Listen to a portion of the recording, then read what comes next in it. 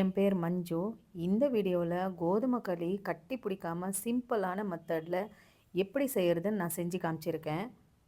அதுக்கு பொருத்தமாக கர்நாடகா ஸ்டைலில் ஒரு குழம்பும் செஞ்சுருக்கேன். நிர்மலா கோபிநாத் அப்படிங்கிற சிஸ்டர் கோதுமை களி எப்படி செய்கிறதுன்னு செஞ்சு காமிங்கன்னு கேட்டிருந்தாங்க. அவங்களுக்காக தான் இந்த வீடியோ. இன்றைக்கி நான் செய்கிற குழம்புக்கு பச்சை காராமணி தான் எடுத்திருக்கேன்.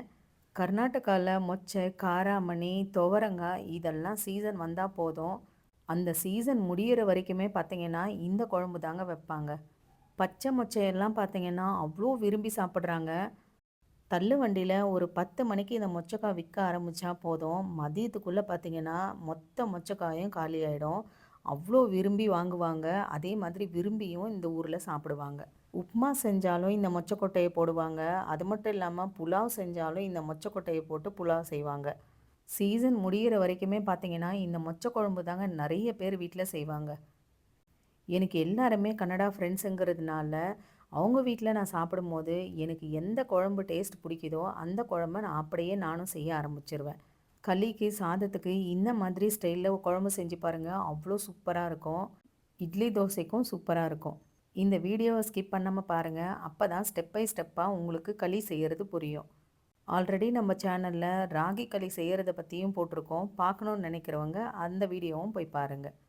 இதே மெத்தடில் மொச்சை குழம்பும் செய்யலாம். அதே மாதிரி காஞ்ச மொச்சையிலையும் காராமணியிலும் கூட இதே மெத்தடை நீங்கள் ஃபாலோ பண்ணலாம்.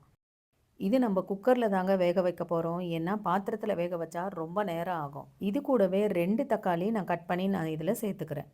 தக்காளி வேக வைக்கும் போது எப்போவுமே முழுசாக போட்டு வேக வைக்காதீங்க, கட் பண்ணி போடுங்க. ஏன்னா ஒரு சில தக்காளியில் புழு இருக்கும்.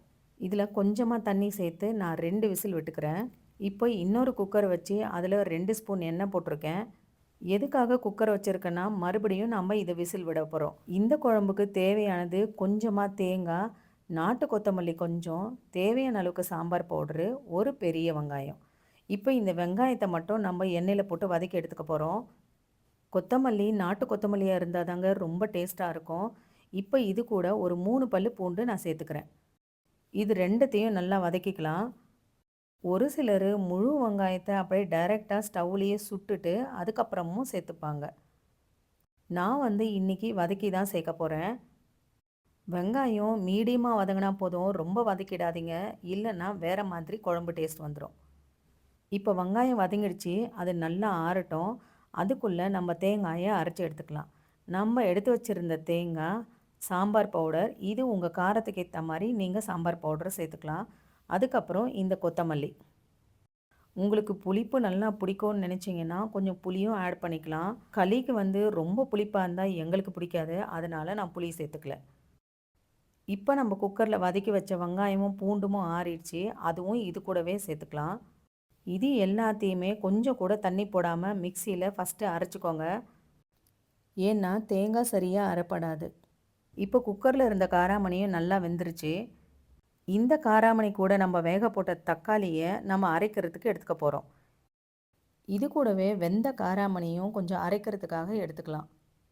இந்த மாதிரி தானிய வகை எந்த குழம்பு செஞ்சாலும் சரி, அந்த வெந்த கொட்டையும் கொஞ்சம் எடுத்து நம்ம அரைக்கும் போது அதோட ஃப்ளேவர் குழம்புல ரொம்ப நல்லாவே வரும்.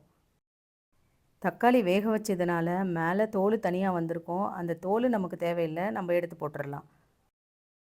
அரைச்ச தேங்காய் கூடவே இந்த காராமணியும் தக்காளியும் சேர்த்து ஒரு 2 சுற்று மிக்சியில் சுற்றி எடுத்துக்கலாம். அவ்வளோதாங்க, குழம்புக்கு தேவையான மசாலா ரெடி ஆகிடுச்சு. இப்போ நம்ம தாளிக்க போகிறோம். தாளிக்கிறதுக்கு நமக்கு எதுவுமே தேவையில்லை, வெறும் கடுகு, கறிவேப்பிலை மட்டும் இருந்தால் போதும்.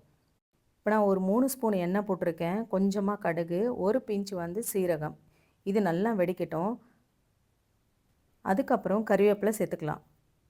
கறிவேப்பிலை போடும்போது எப்போவும் இந்த மாதிரி போட்ட உடனே ஒரு மூடி போட்டு மூடுங்க. அப்போ தான் எண்ணெய் நிறைய தெறிக்கிறது நமக்கு அவாய்ட் ஆகும். அதுக்கப்புறமா நம்ம அரைச்சி வச்ச மசாலாவையும் நம்ம இதில் சேர்த்துக்க போகிறோம். மசாலா சேர்த்த பிறகு நம்ம குக்கரில் வேக வச்ச காராமணியும் இது கூடவே சேர்த்துக்கலாம். உங்களுக்கு எந்த அளவு திக்னஸ் வேணுமோ அந்த அளவுக்கு இதில் தண்ணி சேர்த்துக்கலாம். நான் இந்த களி கூடவே சாப்பிட்றதுக்கு கொஞ்சம் ரைஸும் வைக்க போகிறேன், அதனால் கொஞ்சம் தண்ணியாகவே இந்த குழம்பு நான் வைக்கிறேன். மிக்ஸி ஜாரில் இருக்கிற மசாலாவுக்கு கொஞ்சமாக தண்ணி சேர்த்து நான் இதில் சேர்த்துக்கிறேன். இந்த குழம்புக்கு தேவையான உப்பும் சேர்த்துக்கலாம். ஒரு கொதி வந்த உடனே உப்பு, காரம் எல்லாத்தையும் நம்ம செக் பண்ணிவிட்டு மூடி போட்டு இதை ஒரு விசில் விட்டுக்கலாம். அவ்வளோதாங்க, விசில் வந்தவுடனே குழம்பு ரெடி ஆயிடும். இப்போ நம்ம களி செய்யலாம். எப்பவுமே நான் களி செய்யறதுக்கு திக்கான பாட்டம் இருக்கிற குக்கரை தான் நான் யூஸ் பண்ணுவேன். கடாயோ இல்ல வேற பாத்திரமோ நான் இதுக்கு யூஸ் பண்ணவே மாட்டேன். நான் வந்து இந்த கிளாஸ்ல 1 கிளாஸ் மாவு போட போறேன். இதுக்கு நான் 3 கிளாஸ் தண்ணி வச்சுக்கிறேன். நீங்க எந்த கிளாஸ்ல மாவு போட போறீங்களோ, அதே கிளாஸ்ல அரிசியும், அதே கிளாஸ்ல தண்ணியும் அளந்துக்கோங்க. இப்போ இந்த தண்ணி நல்லா கொதிக்கட்டும். நானு இதே கிளாஸ்ல ஒரு 1/2 கிளாஸ் நொய் அரிசியும் எடுத்திருக்கேன். உங்களுக்கு இந்த அளவு நொய் அரிசி வேணான்னா கொஞ்சம் கம்மியா கூட சேர்த்துக்கோங்க. இப்போ இந்த தண்ணி கொதிச்சிருச்சு. நொய் அரிசி சேர்த்துக்கலாம்.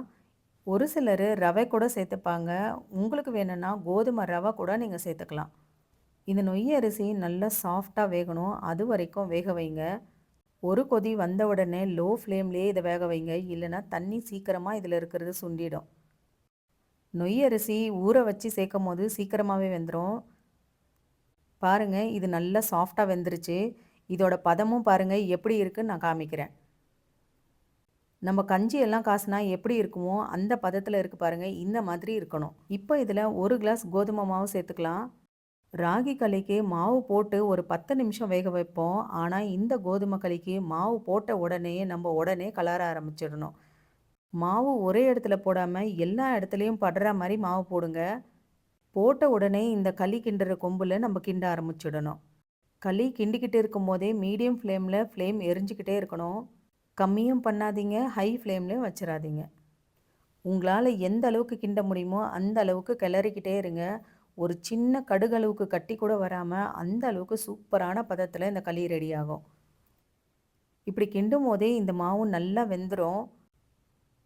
நான் சொல்கிற மாதிரி மீடியம் ஃப்ளேம்லேயே நொய்யரிசி வேக வச்சிங்கன்னா 1 கிளாஸ் மாவு கரெக்டான பதத்துக்கு இருக்குங்க. ஹை ஃப்ளேமில் நீங்கள் நொய்யரிசி வேக வைக்கும் போது அதில் இருக்கிற தண்ணி எல்லாமே சுண்டிடுச்சுன்னா களி வந்து ரொம்பவே கட்டியாயிடும். நான் வந்து எந்த அளவுக்கு கிண்டிக்கிட்டே இருக்கேன் பாருங்கள். நம்ம கிண்டும் போது ஸ்டவ் எரிஞ்சிக்கிட்டே இருக்கிறதுனால இந்த சூட்டுலேயே நமக்கு வந்து களி வந்து நல்லாவே வெந்துடும். இப்போ கையை தண்ணியில் நனைச்சிக்கிட்டு நம்ம களியை தொட்டு பாருங்கள், அந்த அளவுக்கு சாஃப்டாக நம்ம கையிலேயே ஒட்டாமல் இருக்கும். இது தாங்க கரெக்டான பதம்.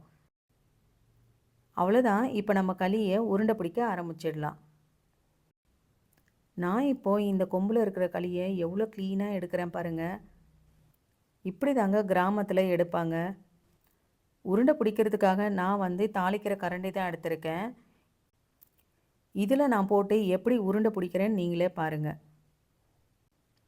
இதில் உருண்டை பிடிக்கும் போது தான் அந்த அளவுக்கு பக்காவாக இதில் சூப்பராக ஸ்மூத்தாக வருங்க. நான் வந்து இதுக்கு 1 கிளாஸ் மாவும் 1/2 கிளாஸ் நொய்யரிசியும் போட்டிருக்கேன். இதில் எனக்கு 2 உருண்டை களி வந்திருக்கு. வயசானவங்களுக்கு சப்பாத்தி சாப்பிட ரொம்பவே கஷ்டமாக இருக்கும். அந்த மாதிரி இருக்கிறவங்களுக்கு இந்த கோதுமை மாவு களி செஞ்சு கொடுத்து பாருங்கள். தொண்டையில் இறங்குறதே தெரியாது. அவ்வளோ ஸ்மூத்தாக சாஃப்டாக இருக்குங்க.